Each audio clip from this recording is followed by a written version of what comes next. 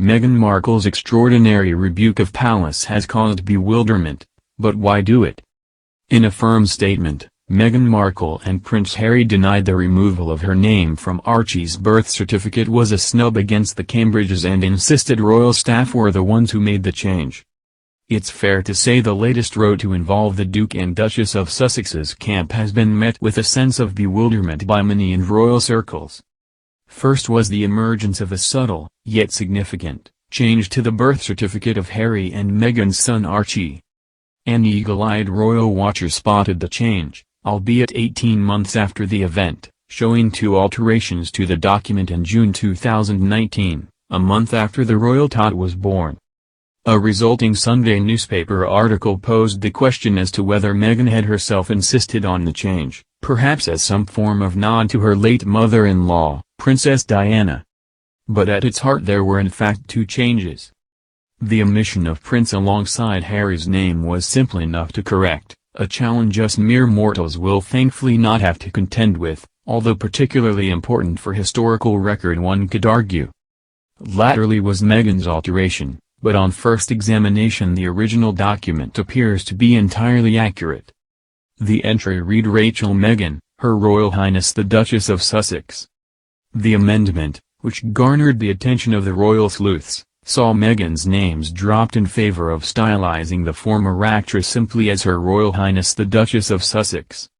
A range of royal experts queued up to deliver their verdicts. Unprecedented, cried one, extraordinary said another, as one more declared, quite sinisterly, that perhaps this was an early part of their plan.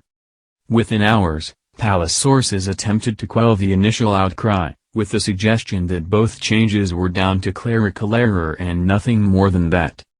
But no sooner had daylight broken on the west coast of America, Meghan has instructed her spokesman to publish an extraordinary rebuke of the palace, suggesting it was they who dictated the amendments, while calling out senior palace officials as the culprits. Royal sources have revealed this has been met with a sense of bewilderment in the palace. One royal source revealed to me that Meghan ordered her staff to make the change to Archie's birth certificate in order to fall in line with amendments she'd already made to her passport.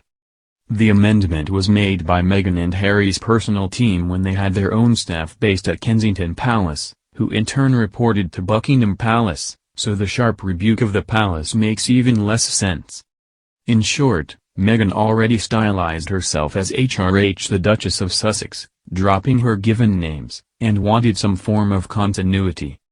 Well, no harm there of course, and if it's good enough for Pele and Bono I suppose why not. However, courtiers have diplomatically suggested the tone of Meghan's statement from her spokesman was somewhat unfortunate.